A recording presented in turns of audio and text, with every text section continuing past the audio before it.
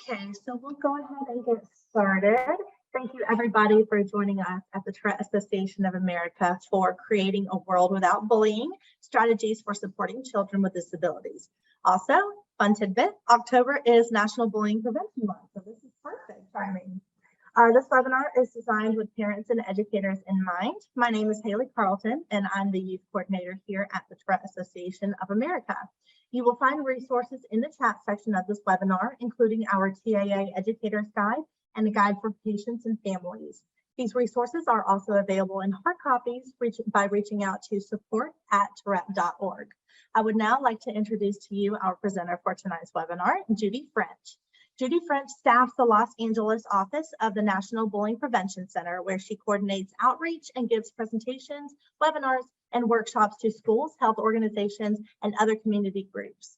Her speaking engagements have reached approximately 30,000 students, parents, educators, and community leaders through Ventura, Los Angeles, Orange counties, and beyond. She has facilitated and presented workshops for many years throughout the country on communication skills, conflict resolution, and relationship building, leadership, and self-advocacy. Judy is available to speak with organizations and educators about bullying prevention and the resources available through PACER's National Bullying Prevention Center. You may contact her at judy.french@pacer.org. We will also take questions at the end of this presentation. Feel free to put questions in the question and answer section on your panel at any time during this presentation. At the end of the presentation, we will then ask you to complete a survey. We are funded by the CDC to bring programs like this one to you. Please take the time to fill out the short survey at the end of this program, as your input is valuable for future programming. Thank you and enjoy the webinar. With that, I will give the virtual floor to Judy.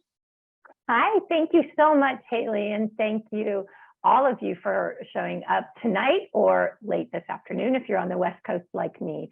I'm so happy to have you all involved in this conversation around creating a world for our children that doesn't have bullying in it. So we're concerned very much with not just being anti-bullying, but actually preventing bullying from happening. We want everyone to think about being 6 steps ahead of bullying so that we can create a world where bullying simply doesn't take hold, where it doesn't flourish, especially for our children who are very vulnerable. So I am from PACER's National Bullying Prevention Center, which is a project of PACER Center, established in Minnesota way back in 1977. PACER was formed to help families with children with disabilities navigate the public school system. Today, they have over 30 projects there, most for children with disabilities, but a few for all children. And the National Bullying Prevention Center is one of those projects. So we are best known to the public through our 3 websites, which get about 1.5 million visits a year. The one on the left, pacer.org/bullying, is for adults mostly. There's nothing inappropriate. It's just focused on the needs of adults, parents, caregivers, educators, administrators. You'll find everything up there. PacerTeensAgainstBullying.org for middle and high school students is the middle screen that you see. And the one on the right is for elementary students, PacerKidsAgainstBullying.org. Again, the 2 student sites are for those developmental levels as well as grade levels. So as a parent and a former librarian, I always say preview before you send your kids anywhere on the internet or online. So just take a look at all of the resources. Most of what we have is yours to take. It's free and downloadable. You can print off anything you like, take it to school. If your kids are working on a report about bullying or prevention, lots of facts and statistics, videos, polls, things that they can interact with. So go take a look at all of that. It's all there for you. Tonight, we're going to talk in general terms, and I want to tell you that in the beginning of every presentation, I want adults to understand that bullying advice, good bullying advice, is situation specific. So if you are thinking of a particular bullying experience that you had or that your child is going through right now or had, it can be frustrating sometimes to hear a more general focus on advice, but you have to be very careful with bullying advice. A lot of what goes around doesn't or may not apply to the situation that you're thinking of. And so I'm very careful to say, you know, I should have a little sign over my head that says bullying advice is situation specific. So I'm going to give you some good, clear terms and ideas and concepts and language about bullying and bullying prevention that you can share out to the world. And then we're going to talk about how you become an effective advocate, but also how you teach your children or the children you're involved with to advocate for themselves. So that self-advocacy piece that we want our kids to have, and some strategies and resources for working with the school or your community at large. One thing that I also want to make sure that everybody understands, and one of the reasons why I get so excited to speak to adults, to an adult audience, is that the research is pretty clear on the fact that the adult response to bullying is so variable. And it's a variable and inconsistent to the point that most kids think we don't know what we're talking about, or they don't trust the advice that we give them. And so we need to make sure that we're all on the same page, using similar language and similar concepts, if not the same, for when we have these really important conversations with our kids about bullying and preventing bullying or anything serious, but especially for bullying, which is why we're going to spend the first part of this presentation on what I like to call Bullying 101, so that we can all, as adults, start speaking with one voice in the same language about what bullying is and about what it isn't. So here are a few things that are so persistent, the obstacles to getting us to that world without bullying. And people for probably millennia have hung on to some of these ideas about bullying. And it really prevents us from going much farther and improving the communities around our children who are vulnerable. Take a look at these views and myths and see if any, are ones that you were told as a child. If you witnessed bullying, or if you were troubled about something that had happened to you, but bullying came up, or if they never used the word bullying, see if you recognize some of the statements here. I can tell you that my mother said to me, just ignore it, it'll pass. They're just jealous. My father, on the other hand, took the opposite end of the behavior spectrum and said, I'm going to teach you how to throw a punch and land it first, because if you bop them in the nose, they'll never bother you again. Both of those pieces of advice, by the way, tend to escalate bullying situations, which sounds odd, right? Ignoring it, which seems like you're doing nothing, and having a physical response can escalate bullying situations. But for my parents, that's what they were told.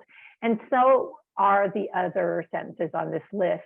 Couple that really, of course, are just devastating to even read. Some people deserve to be bullied. We know that one of the highest risk factors for becoming a target of bullying is any difference. So for children that physically are different, that look different, walk different, have tics, that's going to be a point of difference that may make them at higher risk for bullying. There are no guarantees with bullying, because again, it's the community around a child where the norms are set for behavior.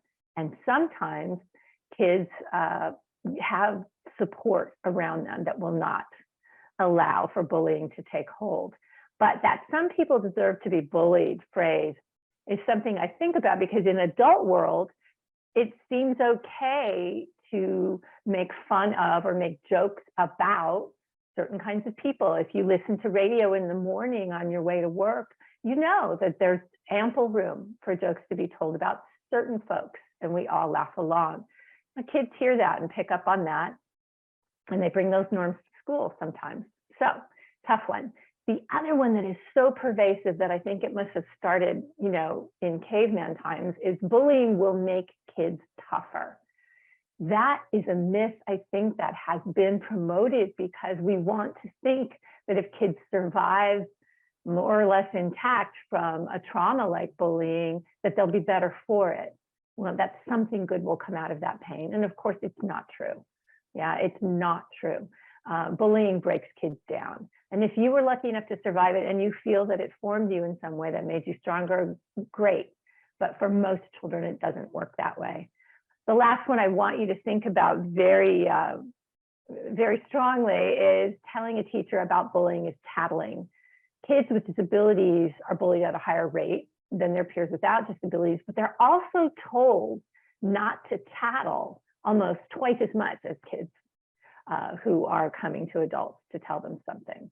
So we have a funny relationship with when kids come and bring us difficult stories. And as adults, we need to keep these lines of communication open, or we're not going to hear the difficult stories from kid world. And if we're not attached to those communications from kid world, we're going to miss a lot. So our distinction between telling and tattling is telling is what you do to get help. And with bullying, you need to connect with a caring adult and tell them what's going on to get the help you need. That is true. Most bullying will not stop until a caring adult gets in the picture. Tattling is what you do to get somebody in trouble. And so make those distinctions for your children. And we'll talk about the self-advocacy piece later about how best to express what you need, who to go to, because those things are absolutely not clear to kids at all. So common views and myths, to know that these are the lenses of the adults out there in the world around your children and students, and then maybe lenses that we all sort of have still. So we need to look at those and help get rid of them. All right, so it may interest you to know, because I find it fascinating, that there is no single definition for bullying or cyberbullying. There is no single definition. There are a lot of definitions, and each school district probably has one that is slightly different from the other, very similar in certain respects. What we've done here, this is not a legal definition. What's here and what's written here is for the ease of recall for you. We take the best evidence-based definitions, definitions from organizations we really trust who have done research. We take out the commonalities, the hallmarks, and then we put them together here for you. So, hurt or harm, it could be to the body or the mind. Yeah, it could be hurt that you can see, hurt that you can't see. The target really cannot stop what's happening to them because they don't have the same amount of power as the person or group doing the bullying. This is really key, because if you think back to some of the advice that goes around all the time, the advice that my parents told me, we put a lot of advice toward the target of bullying, as though if they did something different, whether that's fight back or ignore it or walk differently or try not to do something, that somehow that will fix it. And it can't. That in a true bullying situation, the target can't really get it to stop. So it's super important. That's why adults, caring adults, careful adults need to be involved. Now, really important feature of every school definition and most legal definitions, all legal definitions, is repetition. So schools and other organizations are going to want to see a pattern of behavior, repeated behavior. That's one of the ways that they differentiate bullying from conflict. And so they're going to want to count. And we have a problem with that. What's difficult there is very often kids will have tried to solve this problem they may not have named as bullying or cyberbullying, and it's happened several times, but they've only just told us about it. So it's the first time we're hearing about it, maybe the first time the school is hearing about it, but for the child, it's been a pattern. And if we don't get those details out, it may not be bullying until the school proves it to be so. And so that's very difficult, just something to think about. And we think about it a lot for kids with disabilities. Also, I think just the reality is too, sometimes, you know, if a child believes that another person or a group has threatened them to the extent that they're going to back that threat up with physical violence or they're going to ruin their lives, they may not need to do it more than once. So we had a little bit of problem with that repetition piece, but it's going to be the feature of every legal definition you'll ever see. So you've got to be aware of that when you're hearing stories and difficult stories, that you take note of the times that you're getting these stories. Something really key that is no longer in our definition, in our hallmarks, that little list you just saw, intention used to be part of the first part of that definition, hurt or harm done on purpose. But we've taken it out because it's beginning to come out of the very best definitions, like stopbullying.gov, which is the government. And it's a very good website for you who want further resources. They pulled it out quietly about a year ago, or a little more than that. And here's why. Some kids are never going to know what the intention was behind what happened. They're never going to know. Some kids can't know, but they enjoy the attention. The behavior, the bullying behavior, is still wrong. And the impact on the child, the impact of the bullying behavior, that's where we want to put our focus. So if you find yourself in a conversation that starts to revolve around intention, oh, he was just joking, oh, he didn't mean it that way, oh, she's just so sensitive, those types of conversations, please redirect towards impact. But the impact of what was done left my child absolutely upset and crying, and they don't want to come to school. That's the impact. So we really want to make sure that we're talking about behavior and impact. Okay, very, very important. So that's where we're focusing now, because trying to advocate for kids with disabilities means that we've got to look really at what kids and adults can figure out after the fact. And intention is one of those pieces where I don't think anybody is really certain that they know for sure what another person's intention was there. But you'll see it in every legal definition still. It's still out there. So just know, it's another point that we really sometimes are you know, having to talk a lot about. So in both intention and repetition, difficult areas for us. Conflict versus bullying. Early on when your kids are young, there are a lot of behaviors in preschool that look like bullying. We do not call it bullying behavior. We don't call it bullying. We don't use that word until kids have developed enough to know that their actions can cause hurt or harm in other people. They have to develop enough to know that other people hurt. So that's usually 5 or 6, right around in there. And so before that, we really don't use the word bullying, even though you do see behaviors that are aggressive.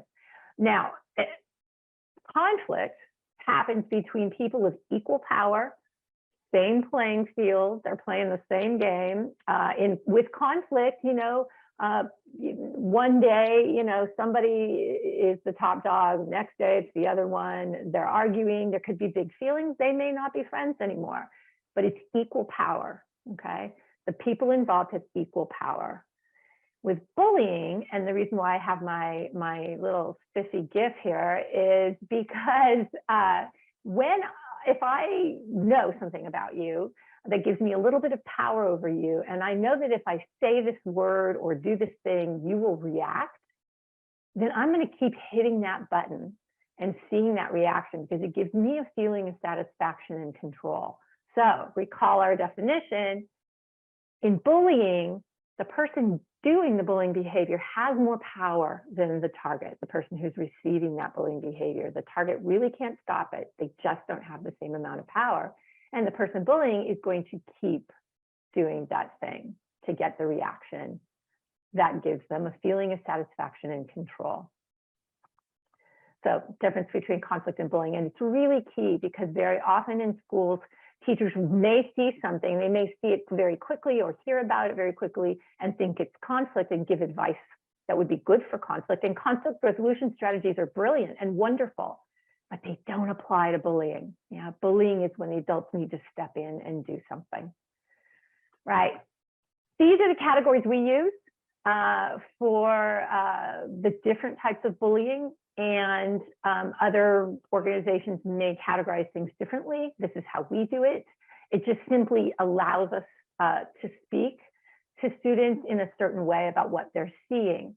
It might interest you to know that recent research is telling us that we were wrong about verbal being the most common form of bullying. That's what I used to say for years, because, you know, verbal bullying can happen very quickly, can be very nasty, and I can do it with a smile on my face. So, and it's a part of cyberbullying very often. So we, you know, words came in as number one, the most prevalent form of bullying. Well, it's not, according to some new research out of the University of Missouri. The most prevalent form of bullying is the most subtle form of bullying, which is social exclusion. That social exclusion piece is devastating for kids who want nothing more than to be part of a group or the group. And so that is actually a very difficult thing for even savvy adults. Let's say the folks who are watching the recess play. It's very difficult on the fly to see all of the dynamics that are happening. And it's a tough one. And it's the one that means the most to our children. It is far more painful to be excluded than to be hit for many kids. And I'll tell you from speaking to kids, they'd rather take a punch than lose a friend or be kicked out of a group. So it's just something to think about, because we forget, you know, just how hard it is to feel like you belong. So cyberbullying is the one that's the big, you know, monster in every room. Still, you should know that most bullying occurs face to face, and cyberbullying most often does not occur until there's been a face-to-face contact. So in case you were wondering, it's not the same for adults. Adults seem to be quite fine bullying total strangers online. So this is just to remind you, and I hope you're hearing it in my speech as well, that we must be very, very careful about our language with regard to bullying. I don't use the word bully as a noun. I never label a child in development, a child who is struggling to get through the school day, to learn all these things and to be a social being. I don't tag them ever with that word bully. It's not fair. It's a label that does not come off. So that kid could be many years past the time where they were doing aggressive behavior like bullying, and they're still known as the bully. So we don't use that at all. We do use the word target instead of victim. That is something that we've sort of agreed is less damaging than the passive sort of victim word. So you will hear me use target. Well, that label I will use. And this is just to remind you that it makes your language a little more convoluted, but it helps you focus on what's really important here, which is behavior. We want the school, we want the kids, we want everyone to be focused on what is happening, the behavior, and not on assassinating the character of the child or children involved. They're in development.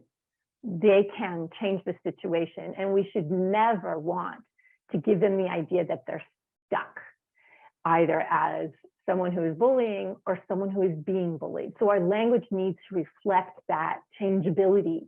You are not stuck in this world. I know it feels like you're all alone, or I know it feels like you're trying to be part of this group and they're doing this bullying. There is a way. I don't know what it is right now, but we are going to sit down and we're going to figure this out. You're not stuck in here. And for the witnesses, whatever word you want to use, bystander, upstander, as long as it has energy to it, because they have a powerful role to play in the community, and they are by far the biggest number of students. Most students in schools will not be actively involved in a bullying situation, but everyone will be aware and affected by bullying when it happens in the community. So just good to know that language piece. The question that parents often want to know is who bullies? You know, who becomes that person who causes pain in other people, and who is most often targeted? So for bullying, for the person who will actively engage in bullying, other human beings, the highest risk factor is to be someone with a sense of entitlement about difference. So let me just break that down.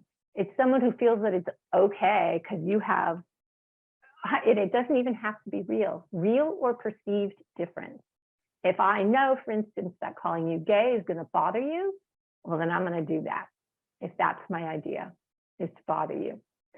So that sense of difference, that the sense of my behavior is okay because you have this difference, right? That's the biggest risk factor. Also, we know that children who are being bullied will often turn around and bully others. Sometimes kids who bully, the bullying gives them a sense of control where they may not have control in other parts of their lives. So that's for kids who might bully. For kids who are targeted, and believe me, there is no guarantee for any of this because there are communities that are set up in a way where this stuff gets shut down very quickly. So don't think that this is a guarantee. But children who are reactive are often targeted. And so children who are physically reactive, of course, they're visibly different. So that is one risk factor. But one of the other really big ones is social isolation. And so kids who either self-isolate or who have not been accepted into the group, they don't seem to be able to belong. And often kids who are autistic, who are not acquiring social skills at the same rate, or who may never acquire the same degree of social skills, those differences are very hard to overcome in a social group.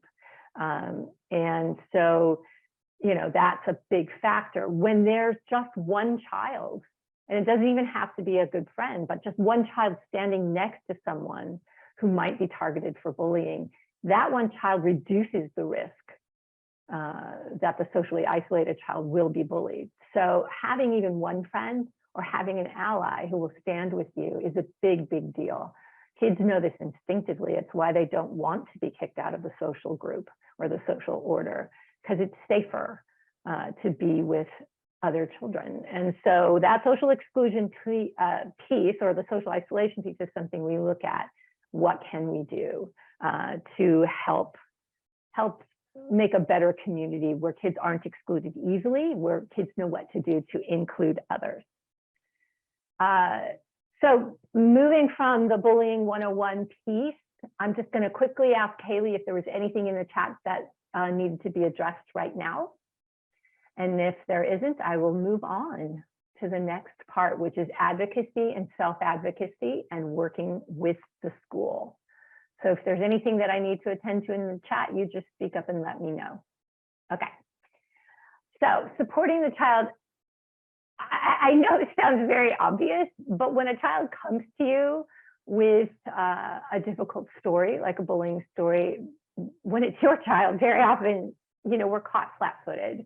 And I can totally understand that. Even with the work I do, those were not happy days when my kid came crying to me about something like bullying. They were terrible days. So the first thing and the most important thing is really to sit and listen.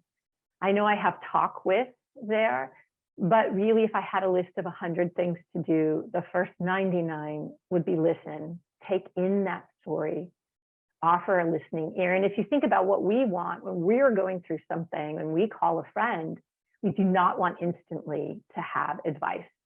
Do this, do this, do this, don't do that. We really want someone to listen so the story comes out. And with bullying, kids are often very embarrassed and ashamed that they came in for this bullying. They feel like they should be able to fix it themselves. And if they could, they would never come to us about this. They can't.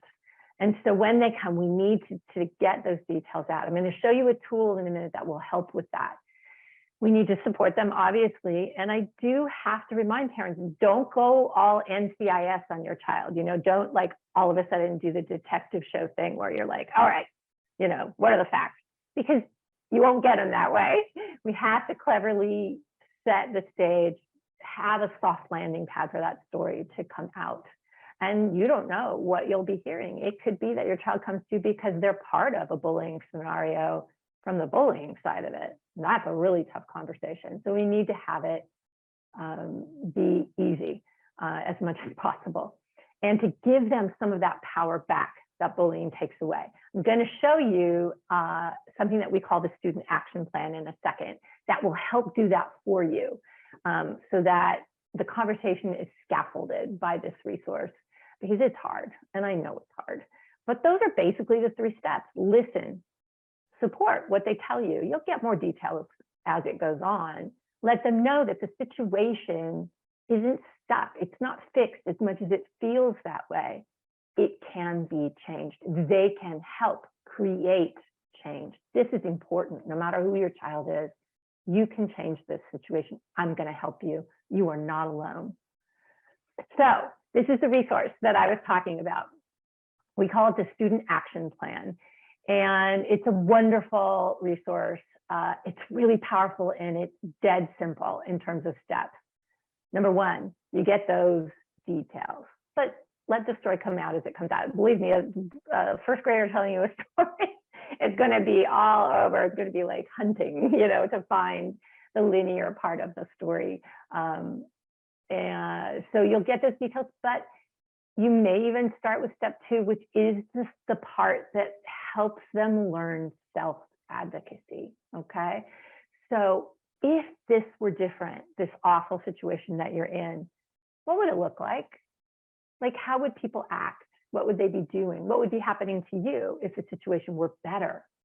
Yeah, you tell me what that looks like. That's the self-advocacy piece. What do you want to have happen? And that step 2, by the way, when you open this up, you have examples, children with and without disabilities. And then when you turn it over on the back, it's 4 pages. It's blank. It has this blank grid of white space. It's very de-escalating, and it's structured. So both the adult, and I'm speaking from experience, and the kid start to think like, okay, there's a plan here, and we're going to make it. And that step 2 says, plan's not going to happen without you, my child, my student.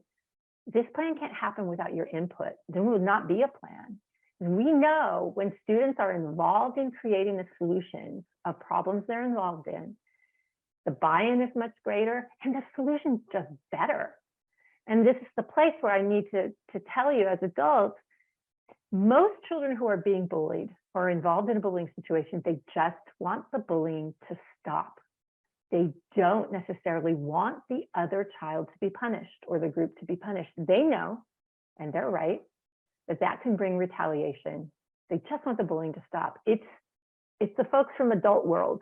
It's we adults who want consequences that are more like punishment. And yes, we believe that there should be consequences, absolutely. And there's repair that needs to be made, but that's very careful work, and it has to be done very carefully. And the kid who is bullying, we don't want them to think that's it, they're stuck. That's why, for instance, one of the facets of why zero tolerance policies don't work for kids, because it says, oh, you did this and now you're out. By the way, the research tells us zero tolerance doesn't work. It does not work as a deterrent. So, it's just something that kids, it's hard for them to wrap their mind around, right? And kids will make mistakes like this. They will burn bridges. So we need to help them figure out, how does it get better? You tell me what your idea is. That's a huge piece. If bullying takes power away, step 2, that self-advocacy piece, is what gives power back to our kids. And this is the hard part, especially as kids get older and they don't want you involved, because very often, we don't give great advice, and the advice we give, they can't do. So we have to convince them that step 3 is where we go out and find out who else needs to be involved. I'm with you. You are not alone, my child, my student. I will be with you.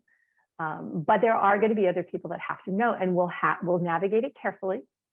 But there are other people that have to help us. And that creates then this impression in a child that there's a web, a safety net below which they will not fall, right? We have to be careful, but this can be done. And it's very important for our kids to know that the safety net does exist and they're not alone.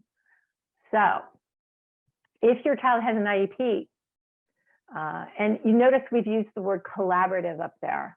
We really want you to think about your work or your involvement with the school as being collaborative, as being a partnership.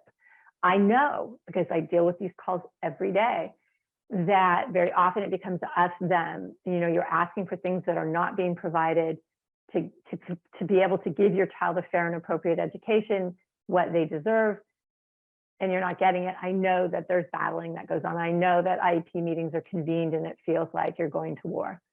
However, if we're talking about bullying and the prevention of bullying, remember the 6 steps ahead part, we need to do a few things, and we can use the IEP to help us. Make sure your child knows and that you've identified in the IEP who they can go to for assistance. There's got to be somebody that they can speak to, someone who listens, right? Not just an advice giver, a sage on the stage kind of person, you know.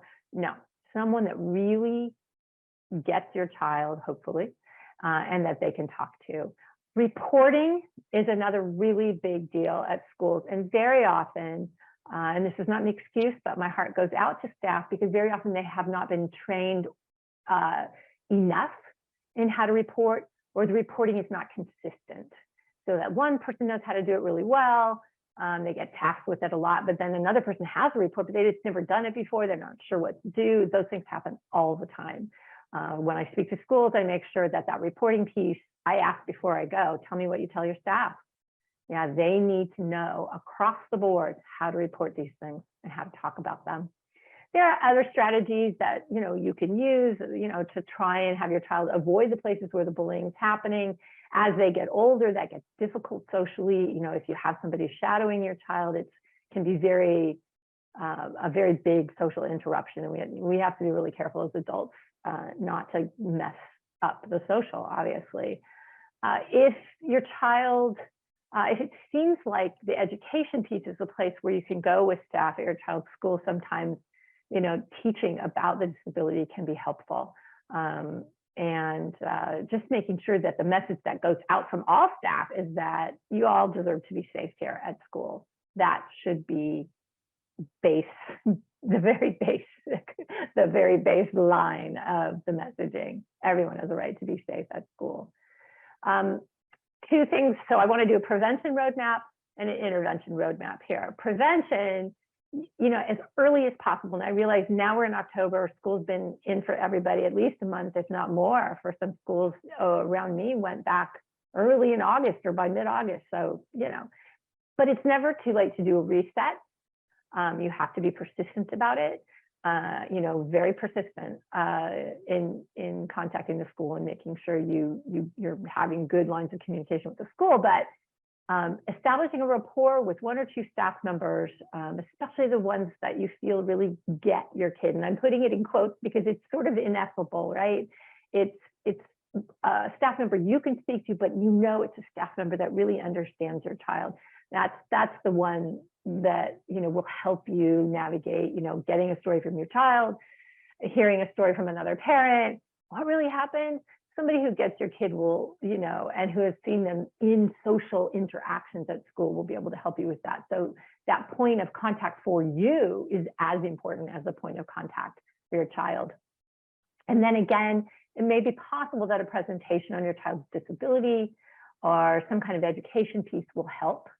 But you as parents are going to have to most likely initiate this and be proactive about it and be involved with the school. But that can be a good piece. I've attended many of those, and I would say faculty and staff are often quite grateful to hear how to deal with certain things, insulin pump, or certain signs of, or certain symptoms that would let us know that a child's in distress, or certain things that have happened. So, of course, we want to make sure that any safeguards that we're thinking of are in place before the school year starts. But again, I'm a big fan of resets if things are not working. And again, know that you have to be persistent and resilient to get those happening for your child. In terms of intervention, and I'd like to say that we would really love to focus on connection between adults and students at school, between parents and their children. Those connections, those warm, positive connections between adults and children can make the difference in a child's life for prevention. Because when kids are connected to us, connected to each other, connected to adults at school, bullying can't flourish as easily. But sometimes those things don't happen, and we have to go to intervention. And so get the stories before the hard stories. Get all the stories, lots of little things that you can do as a family. Bedtime is a great time, even though you're exhausted. That's always the time when they're going to tell you all about something.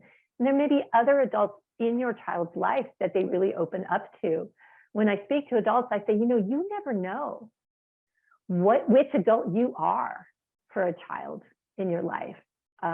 You could be the neighbor that this one child opens up to. You could be the coach, you could be the director, you could be whoever, you could be the person who volunteers to watch the recess yard or the after school class. And the children just, have a rapport with you, and they just feel that you're the one they can open up to. So we all have to be ready for those listening opportunities. Use the student action plan.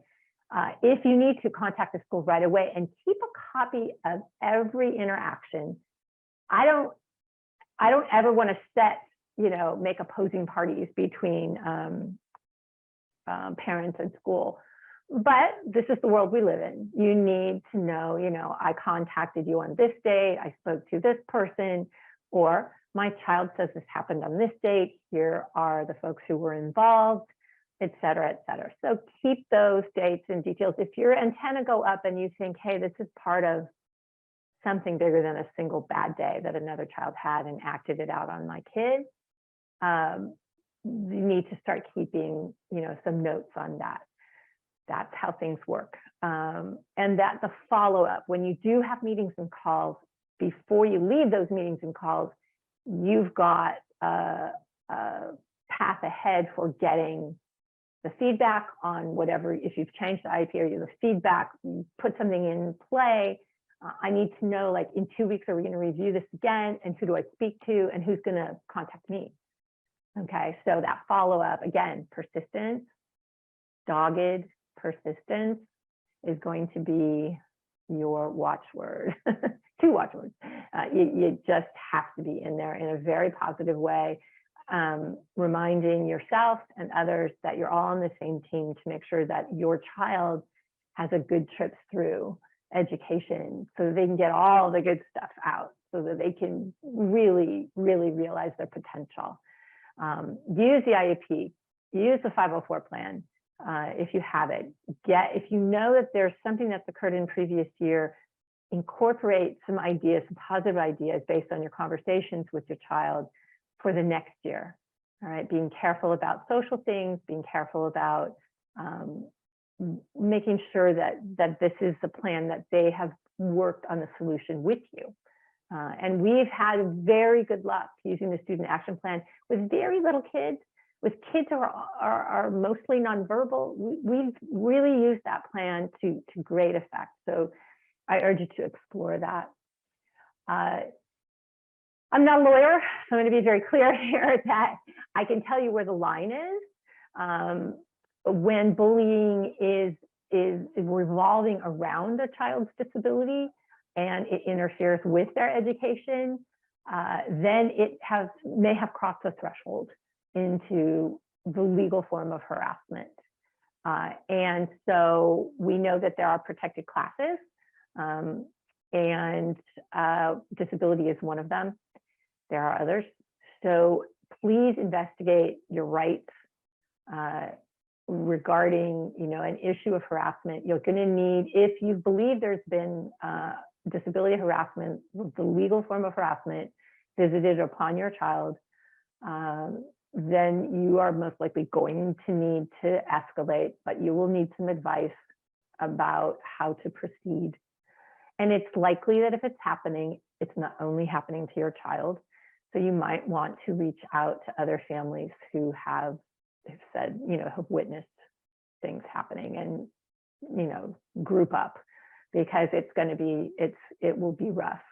But that is the dividing line there between bullying and legal harassment. if the bullying is revolving around the disability. Schools have a duty to keep your child safe and to act to figure out what's happening if bullying is around. It is an amazing thing to me that that some administrators and staff at schools feel that telling a child to tell the other child no will get an act of bullying to stop. But our training for staff is still inconsistent across the nation. Some schools that have administrators who are with, very good social emotional learning backgrounds, they realize and they prioritize social emotional learning, you will see a very different prioritization of bullying incidents. They'll get to that right away because they know it damages community. They won't let things fester and they won't tell kids to solve it themselves.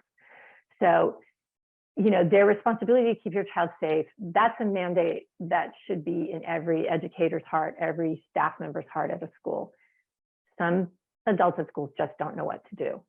And so it becomes our duty as parents and advocates to get in there and be very clear about what needs to happen for our child, for our student.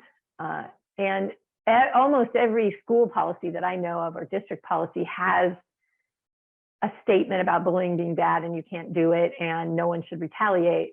But in practical terms, it doesn't have anything to do with the real world. So be clear on how things are going to get handled so that you don't have a hostile environment, like an increasingly hostile environment for your child if they've been bullied or part of anything that's been going on involving bullying, because adults sometimes mess it up. So we need to be very careful how we proceed and what we're asking for when we go into the school. So we have a lot more advice for parents up on our main site, pacer.org/bullying. And you'll see there's a huge section called What Parents Need to Know, and it will actually scaffold conversations for you and give you expectations for meetings, how to have productive meetings with the school. We've been doing this for a long time with schools. Once I gave a presentation for a disability rights organization and they said, PACER is more carrot than stick.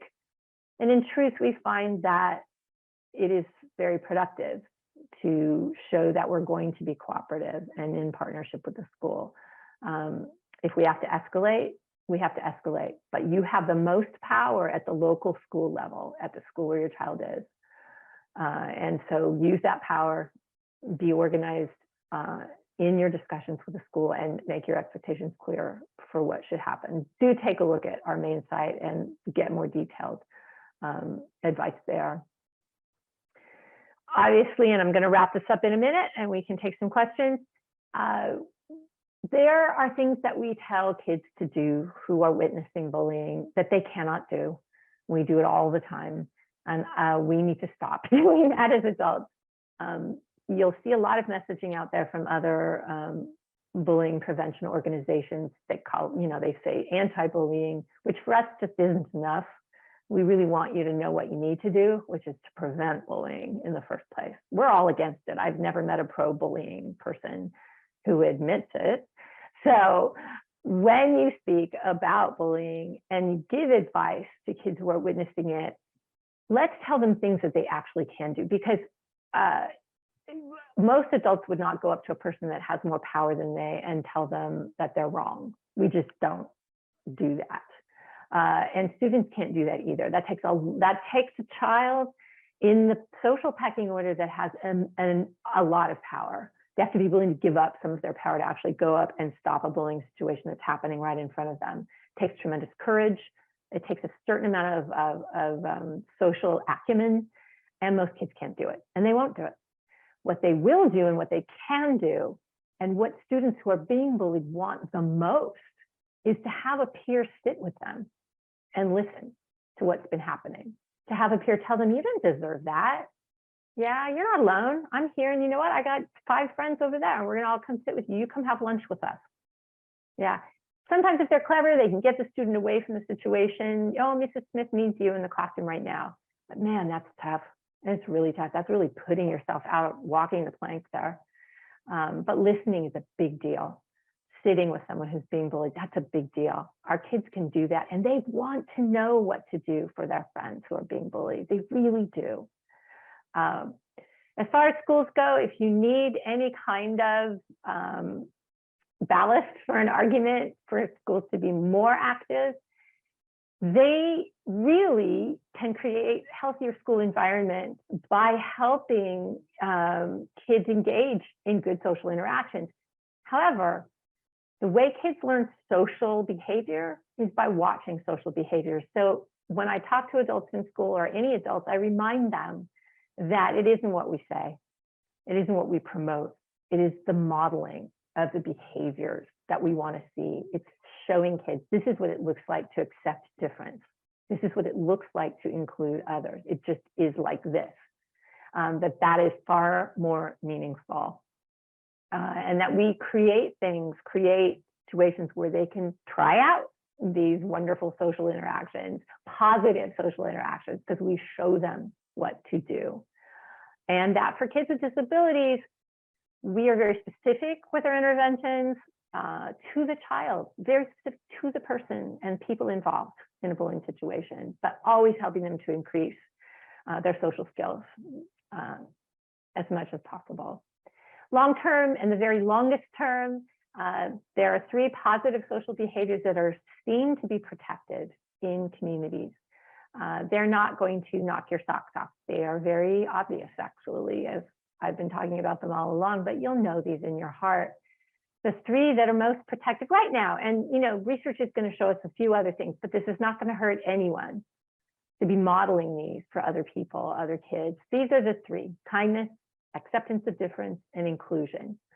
Those 3 are seen to be protected. And in communities where these are active and energized, these 3 positive social behaviors happening all the time, kids are more connected and they don't hurt each other as easily. You don't hurt somebody who and you're connected to, right? So these are the 3 we need to promote and model, more importantly. We have a lot written about that as well up on the site.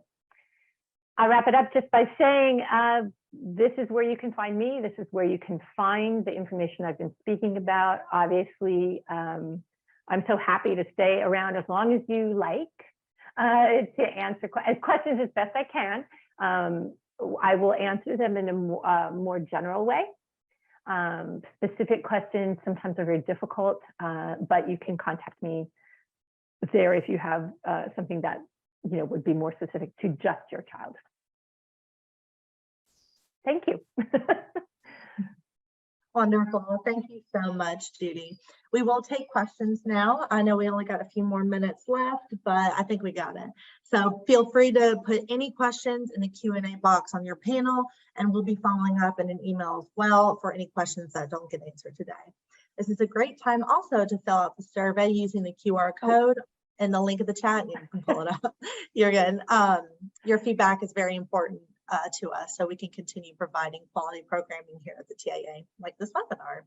And if you would like any hard copies of our resources, or if you need to reach the TIA, you can contact us by email at support@tourette.org, or you can call 1-888-4-TOURETTE. That's TOURET. And I do see a question that came up. We've got a few questions. So the first one is, I would like to see my child's teachers and students be trained to understand bullying in the way you are explaining. How can I advocate to bring this training from PACER to my child's school? Let me know if you need me to repeat that. No, I hear this question a lot, and I get it from parents. And what I say is there's an equation to getting bullying prevention work in the schools. I'm often gate kept away from schools, districts especially. I don't go in at the high level. I get in because a dynamic parent who really has an interest in this pairs up with a staff member at school. Could be a teacher, could be a coach, but it most certainly needs to include an administrator. And usually, at least the way it is out where we are in Southern California, it's usually an assistant principal that gets tasked with the bullying stuff. That or the principal. You get that equation, and you could start with a teacher or other adult, on staff, and move up, unless you know an administrator who would be very energized by it. And then you put those pieces together when you go to them and you say, look, there's a training. I know this woman, this type of outreach is free, by the way. Hello, it's good. But she's willing to zoom in wherever you are and do this. This would be great, And the other thing I want to say too is that what I try to do when an administrator comes to me is I say, look, they often want me to speak to the students, and I say, not till I talk to your adults. So adults first, because I'm not going to the students to say, find an adult you trust and tell them about what's going on until I can tell the adults, here's a good thing to do. Because we want that adult response to be consistent, because the adult response is so vital. So get to somebody at the school. Maybe somebody in the PTA, that's another way. And put those little adult heads together, and yeah, contact me. I'm happy to work on that as well with you. Awesome, thanks, Judy.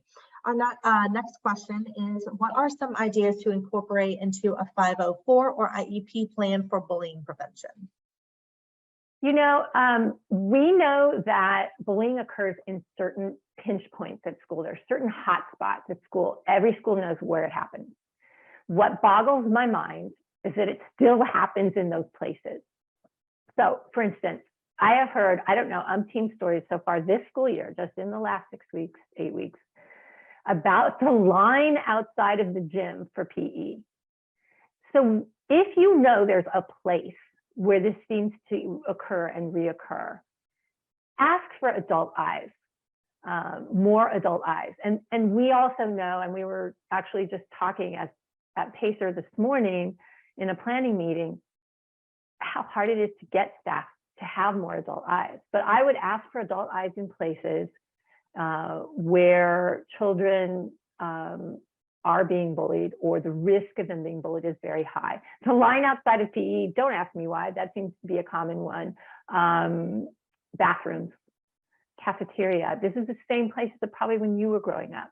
So site-specific or place-specific things, that's a good one. Also encouraging your child to have an adult point of contact. That's another really important one. And that also helps foster that self-advocacy piece, which is very big for us at Pacer. We don't just want it to be that the adults are moving all the pieces around. We want that child to be weighing in and speaking up for themselves. Super important. We have a huge, well, not huge, but we have a handout on this, on what to incorporate in the IEP, up on pacer.org/bullying. The left side, the tab for information. Let me just go up for a second. The left hand tab there this is on the main side, which is the left. The left-hand tab will be information, and when the drop-down menu comes down, there's a separate microsite for children with disabilities, and you'll see some more documents there that can help you with that. So there's a lot more ideas. Awesome. All right, we got one more question. What do you do if you talk to the teacher about it and they don't know what to do? What tools can we give them? Yeah, this is far too common. I would give them some of the same information that you got tonight, but what I tell kids, because they write in all the time and it breaks my heart, they tell me, I went to the teacher, I went to an adult, nothing happened. The bullying's still going on. What I tell the kids is find another adult. I mean, it's not something I love to say because it makes me want to go out and find the adult that didn't respond and go, well, okay, come on. But being directed towards good resources, very often teachers aren't trained in bullying prevention during their teacher training, and they don't know. Or very often I find that adults have been told things that are untrue. So if, for instance, I imagine that bullying was something that was just a part of childhood, why would I care about preventing it? It makes you stronger, right? So getting them to good information and helping them develop an action plan, if that education piece is something you want to take on, you could do. Otherwise, find another adult. That's what I'd say, just to be practical and not waste any more time. There you go. Awesome. Well, thank you all again for attending our webinar tonight, and thank you to our wonderful presenter, Judy. If you have not used the link in the chat already to fill out the quick survey, please do so. And again, you can always reach out to us at support@tourette.org or call 1-888-4-TOURETTE. That's TOURET if you need any additional support. Thank you to everyone and have a wonderful evening. Thank you, everybody.